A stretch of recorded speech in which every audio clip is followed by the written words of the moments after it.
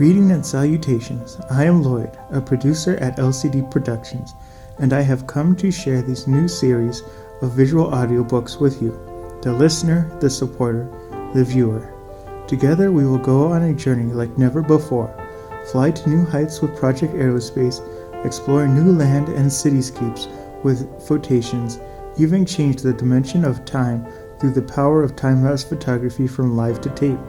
We'll even travel beyond the mind's eye into worlds captured and generated through animation from Thumbs United daily animation series.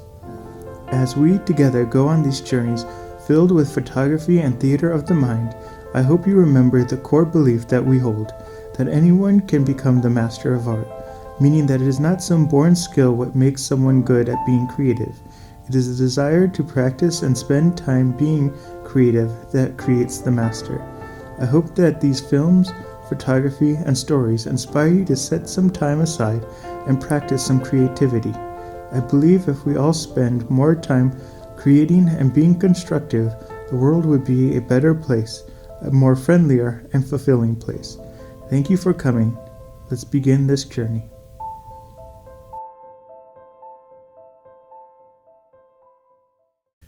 This is Live to Tape. This is the Girl Aviators and the Phantom Airship. Chapter 3. The Clouds Gather.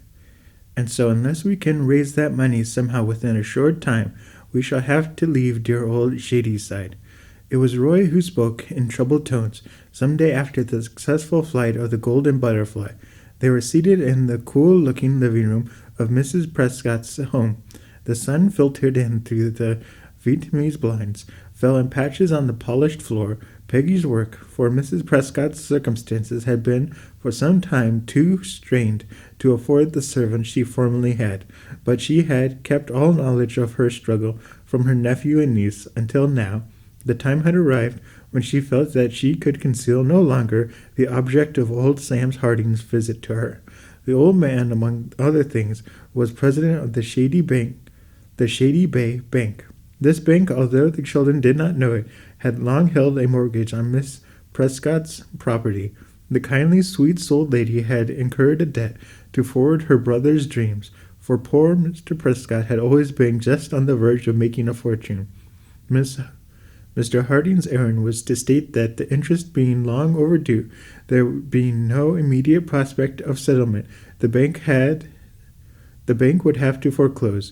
The reason for this anxiety, which of course Miss Prescott's simple-minded lady could not know, was that the real estate concern wanted to purchase the property to erect a summer colony.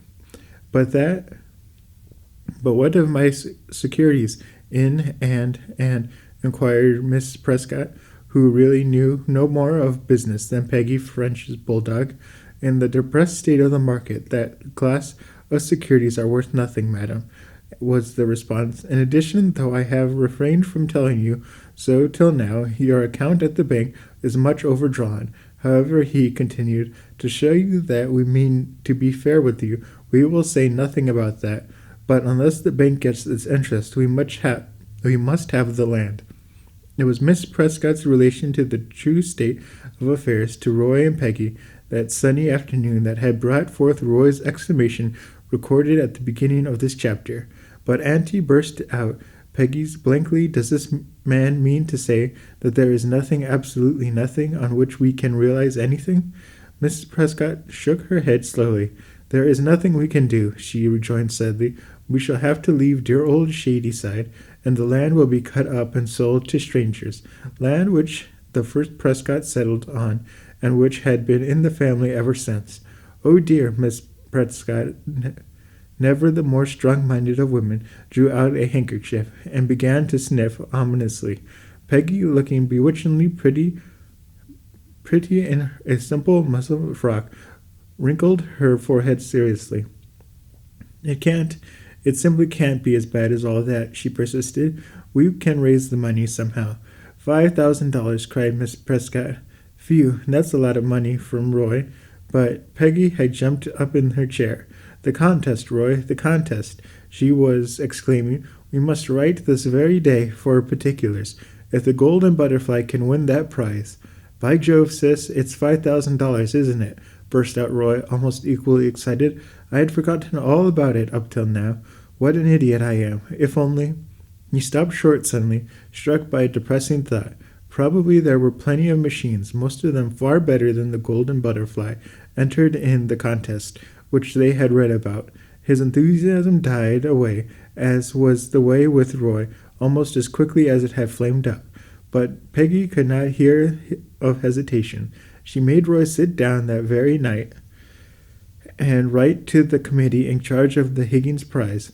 Under her brave, independent urgings, things began to look brighter. It was simply a fairly cheerful party that sat down to a simple supper that evening. "Oh dear," sighed Peggy in the course of the meal, "if only I knew someone who needed a bright young woman to turn an aeroplane, I'd jump at the job." "You ought to get a high salary at it anyhow," rather dolefully joked Roy. "And make a high jump too," laughed Peggy. "But seriously, Auntie, I can run the Butterfly almost as well as Roy. Mr. Homer said so before I left. He said, 'Well, Miss Prescott, I've taught you all I know about an aeroplane. The rest lies with you, of course.'" Peggy went on modestly. "I could run an auto before. I learned on the one that Jess had at school. So it really wasn't hard to get to understand the engine. Don't you think I'm almost as good a—" Peggy paused for a word. "A sky pilot?" she cried triumphantly. "As good a sky pilot as you are, Roy?" "Almost," modestly admitted Roy, his mouth full of strawberry shortcake. "But never mind about that analysis. There are more important things to be thought of than that. I'm going into town tomorrow for two things. One is to see Mr. Harding myself. It takes a man to tackle these things." "Oh dear," sniffed Peggy. "The other bit of business I have to attend to," Roy went on, "is to get a position. It's time I was a breadwinner." Roy thought that sounded rather well and went on, "A breadwinner." "Oh, Roy," cried his aunt admiringly, "do you think you'll be able to get a position?" "Without a doubt, aunt," rejoined Roy confidently. "No doubt several business houses would be glad to have me with them." Roy was going to say, but he thought better of it and concluded, "to give me a chance." Peggy said nothing, which rather irritated the boy.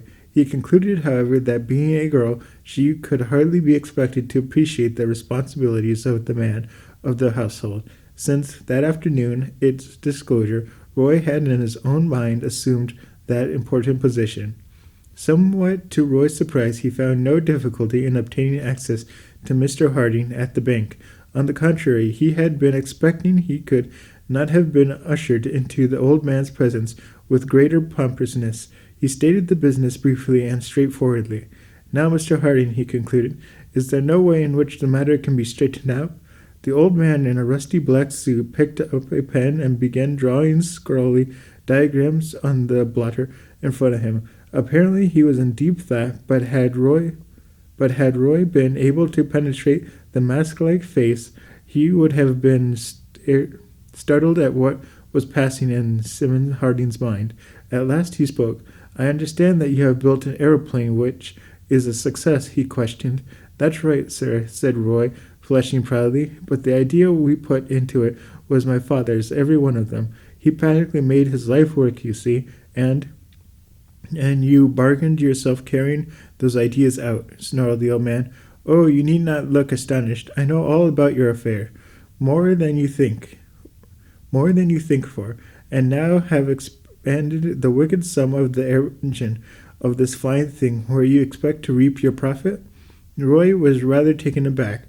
In the past days, since the first wonderful flight of the Golden Butterfly, he had not given much thought to the part of it. He realized this now with rather embarrassing feeling. Oh, Harding eyed him keenly. Why, Father, before he died, spoke of the government, sir. He wanted the United States to have its benefit of the machine it provided successfully. Blah, sneered the old Harding scornfully. A mere visionary dream of an inventor. Now I have a business proposition to make to you. I myself am interested in airplanes, or rather their manufacture. You, Mr. Harding? Roy looked his astonishment. The last vehicle in the world one would have thought of its connection with old Money Grubber, as he sometimes called, was an airplane. If he had been given such things, Roy would have concluded the old man was joking. "Yes, sir," snapped Mr. Harding. "I am, but not directly. It's on Fanning's account. He tells me that he has a chance to organize a company to give airplane exhibitions and so to manufacture them, but he has not been able to find a suitable machine, or one that was not fully covered by patents, till he saw yours in flight the other day." Suddenly he raised his voice. "Fanning, come here a minute." Almost immediately, though, a door opened which Roy was not hitherto noticed, but which evidently led to an adjoining office. The figure of Simon Harding's son appeared. To his chagrin, Roy realized that almost every word had been said to the father must have been overheard by the son. Young Harding, who was dressed in a flashy gray suit with trousers rolled up very high to exhibit electric blue socks by the same hue as his necktie, greeted Roy, who felt suddenly very shabby and insignificant, with a patronizing nod. "Sorry you're in difficulties, Roy," he said, "but you never were a business chap even at school." The memory of certain monetary transactions in which young Harding had been concerned occurred to Roy. The other's patronizing air angered him. He would have liked to make some sharp, meaningful report, but the thought of Peggy and his auntie restrained him. Roy was beginning to learn fast. "You needn't bother to tell me anything about the case," went on the younger Harding. "I accidentally overheard all that you said. Now, Roy, my father has stated the case to you correctly. I've got a chance to make money with airplanes if I can only get a hold of a new model. You've got just what I want." "Come to the point, my boy, come to the point," urged his father. "I'm getting there, ain't I?" snarled the dutiful son. "Well, Roy, you're in a pretty tight strait. We can foreclose on that mortgage any day we want to, but you won't do it if you give us a square deal. Forget the government. Make a deal with us, co-signing to me the right to manufacture and exhibit those airplanes, and I'll set aside the mortgage and give you $1,000 to boot." "And suppose I won't accept that offer?" asked Roy slowly. "Then we shall have to go ahead and foreclose. We want the land anyhow, but I am even more anxious to set up my own son in a paying business," exclaimed old Hardy. "Our offer is a fair one. It amounts to giving you $6,000 for a thing of canvas, wire, and clockwork." "Rather than that, sir," said Roy in a steady voice, although he was inwardly blazing. "Well, what do you say?" asked Fanning eagerly. "We draw up the papers now, if you say so?" But Roy was learning fast. He knew that the offer just made him had been an inadequate one. "I'd like to have time to think it over," he said hesitantly. "Take all the time you want," said old Harding, with a wave of his shriveled, claw-like hand. But Fanning did not seem so pleased. It was flashed across his mind that Roy wanted to consult with Peggy, and somehow Fanning felt that in the case his offer would meet with refusal. He therefore resolved to put it in a heavy blow. "But I want to start at once," he said. "I can't wait any length of time. And you think that if you don't accept my offer, you will all be without roof over your head. I should think that for the sake of your sister and your aunt, you'd accept." "They'll never be in that position while I can work," rejoined Roy, a flushed face. He rose and picked up his hat. Somehow he felt that he could not stand Fanning very many minutes more. "Yes, very fine talk, but what can you do?" snarled Simon Harding. That was chapter 3. The next chapter is chapter 4, Jess and Roy. Thank you for experiencing this journey we have created here at LCD Productions.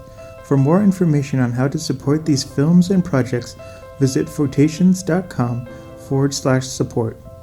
Fine art photography prints from journeys around the world can be purchased from photationsstore.com. And digital downloads of our photography and visual audiobooks is available for personal use. Commercial use is available at a different rate. Thank you for your time. I hope to see you here again.